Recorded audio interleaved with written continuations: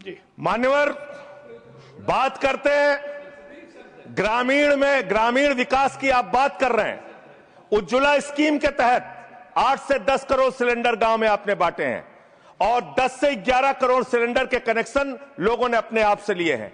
21 crore cylinder के connection गांवों में हैं।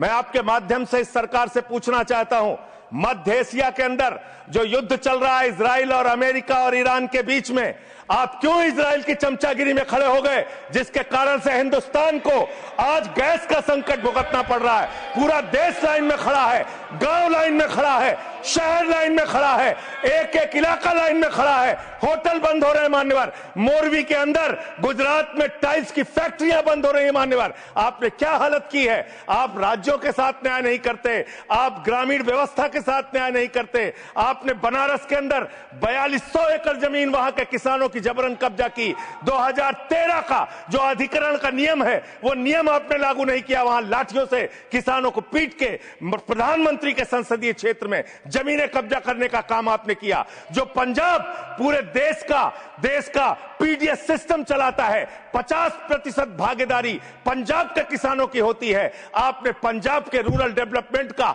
8000 करोड़ रुपए मार के बैठे हुए। आप बताइए क्यों आपने पंजाब का हिस्सा नहीं दिया, क्यों आप वहां के साथ सौतेला व्यवहार कर रहे हैं। बताइए इस देश को और पंजाब के लोगों को। वहां पर बाढ़ आई, आप भी गए थे मंत्री जी वहां पे दुख जताने के लिए। आपने वहां की भयावह परिस्थितियों को देखा था, बावजूद इसके 1600 करोड़ रुपए की मदद आपने घोषित की थी। 16 पैसे आपने पंजाब को नहीं दिए, 16 पैसे। यह आपकी दुर्भावनापूर्ण नीति है जो राज्यों को भुगतनी पड़ रही है, जो देश को भुगतनी पड़ रही है। और ग्रामीण विकास के नाम पर आपने इस देश के गांव में रहने वाली जनता को लगातार धोखा देने का काम किया है, लगातार उनको ठगने का काम किया है। चाहे वो आंगनबाड़ी की स्कीम हो, आंगनबाड़ी की कार्यकर्तियां, हर काम में उनको आप लगा देते हैं, लेकिन आप उनको पैसा देने के नाम पर आपको हंसी आएगी, हंसी आएगी, हंसी आएगी।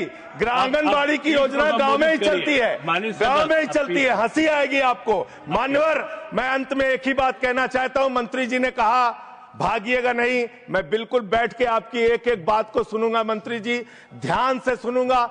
जितनी बात मैंने कही है उसका पूरा जवाब दीजिएगा, और अगर आप जवाब नहीं दे पाएंगे तो मुझे भी उस वक्त बोलने का अवसर दीजिएगा। आप ही अकेले बोलने का अधिकार रखते हैं, ऐसा नहीं होना चाहिए। और दूसरी बात मान्यवर, दूसरी बात, इस समय भगौड़ा कौन है, ट्रंप की गुलामी कौन कर रहा है, पूरा देश देख रहा है।